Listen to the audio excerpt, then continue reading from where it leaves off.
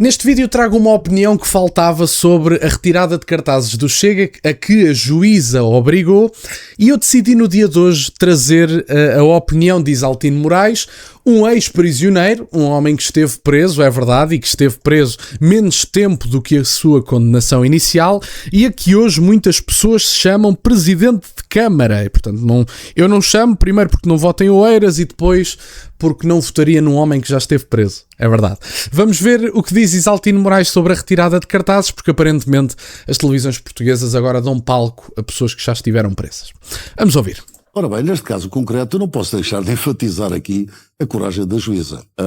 Num país como o nosso, em que hoje praticamente toda a gente pressiona toda a gente, repara, a juíza deste tribunal fez aquilo que o Tribunal Constitucional, há uns anos atrás, não teve coragem de fazer. Porque, repare, é do domínio público que o Tribunal, que a Constituição do Partido Chega não estava em condições de ser legalizado. Quer os estatutos, quer ao nível das assinaturas, etc. Havia várias anomalias, mas a verdade é que os juízes do Tribunal Constitucional, perante a truculência do André Ventura, foram cobardes, não tiveram coragem realmente de dizer não, o rei vai nu, isto não está correto, tanto mais que ainda hoje há problemas com os estatutos do Chega.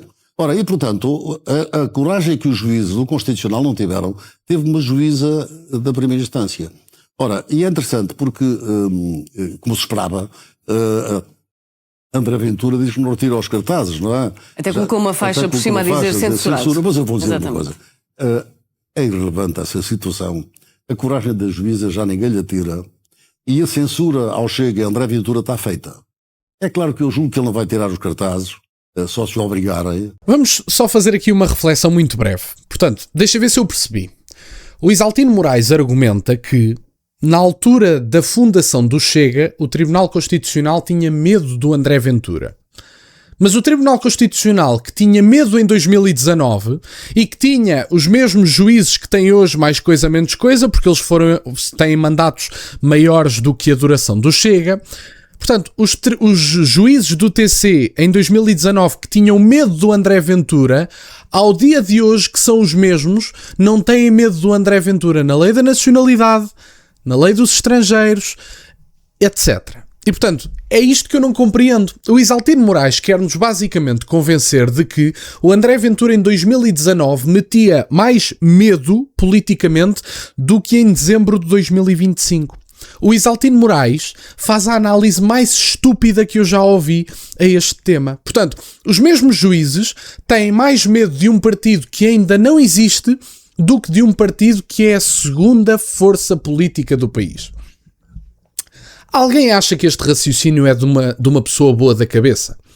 Vocês acham que é mais fácil ter medo de um partido que ainda não existe do que de um partido que é o segundo partido, que é o primeiro partido da oposição, o segundo partido do Parlamento Português?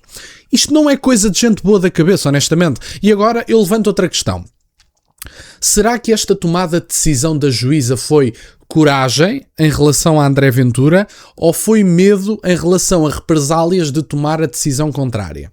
Já alguém pensou que a juíza poderia ficar marcada por determinadas pessoas, e toda a gente sabe de quem é que eu estou a falar, se a juíza tomasse a decisão contrária? Se a juíza dissesse assim, não vou retirar os cartazes de André Ventura, já alguém pensou no que isso poderia corresponder à vida da juíza na rua? Ninguém pensou nisso. À sua vida, à sua casa, ao seu carro, se calhar chegava ao carro e tinha os pneus furados. Ninguém pensou nisso, é verdade. Portanto, a juíza teve um ato de coragem ou cedeu ao medo?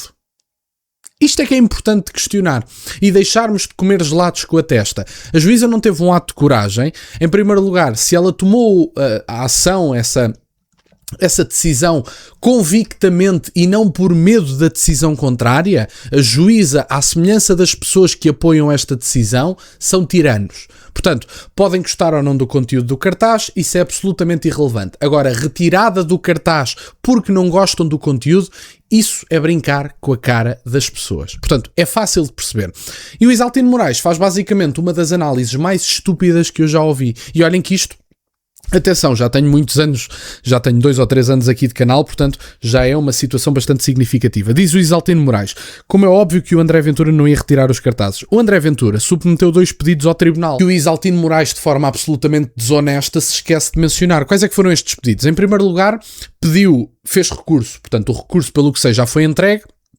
E como o recurso já foi entregue, o que vocês têm que perceber é que o André Ventura está basicamente a recorrer da decisão que foi tomada. A decisão não é definitiva, ainda vai haver resposta ao recurso. E depois, em segundo lugar, é importante perceber-se que também foi entregue um requerimento para que a retirada de cartazes enquanto pena anterior à resposta ao recurso fosse colocada em stand-by para se poder saber se o recurso tem ou não, legitimidade, qual é que é a decisão do tribunal. Portanto, basicamente o que André Ventura está a fazer é não quer cumprir a pena antes de recorrer da decisão, porque recursos é perfeitamente legítimo. Nós queixamos, e eu ouvi alguns comentadores nas televisões portuguesas a falarem disso. E tal, mas o Chega queixa-se tanto dos recursos do Sócrates. Vamos lá ver uma coisa. Uma coisa é questionar uma decisão que já foi questionada em público por Bacelar Gouveia, por exemplo, e que há muitos juristas que discordam desta decisão, e estamos a recorrer uma vez. Portanto, basicamente, recorrer uma vez é uma coisa, recorrer 50 é outra, e portanto, uma coisa é recorrer-se para que haja uma análise mais profunda desta decisão e para que possa eventualmente haver uma alteração desta decisão que muitos juristas já concordaram que deveria ser alterada. Outra coisa completamente é pedir recursos para evitar o julgamento. O André Ventura não só não evitou o julgamento, como ele próprio se ofereceu para a retirada da imunidade parlamentar para ir a julgamento. O André Ventura tem respondido por todos os processos. E, portanto, dizem, mas ele quer adiar o processo. Se ele não quisesse ter este processo, o André Ventura tinha-se refugiado na imunidade parlamentar, como fazem tantos. Olhem como chegou a fazer a Catarina Martins, por exemplo. Não é? E, portanto, andam aqui com esta conversa. O André Ventura sempre foi a todos os casos a que foi chamado, foi a tribunal quando era chamado, etc. E, portanto, andarmos agora aqui com esta conversa, acho que não faz sentido, acho que chega mesmo a ser feio, as pessoas parece que não percebem basicamente o que estão a dizer. E portanto, Isaltino Moraes fez uma análise absolutamente ridícula, quis basicamente dizer que o Tribunal Constitucional tinha medo do André Ventura em 2019, mas deixou de ter medo em 2025, quando o André Ventura neste momento é líder do segundo maior partido do país. Isto não é coisa de gente boa da cabeça. E portanto, basicamente foi esta a análise de Isaltino Moraes. Eu no dia de hoje bem sei que já vou publicar este vídeo depois da live stream, mas eu vou fazer uma live stream com o André Ventura no Instagram. Vai ser uma live stream relativamente curta, eu depois vou publicá-la aqui no YouTube, não se preocupem. Espero que gostem e por agora era isto que eu tinha para partilhar. Fico-vos muito grato que estejam desse lado. Peço-vos só, entretanto, que deixem o gosto neste vídeo e que subscrevam o canal. Tem as minhas redes sociais e o MBA na descrição, para o caso de quererem fazer alguma doação. E nunca se esqueçam, meus caros, questionem tudo.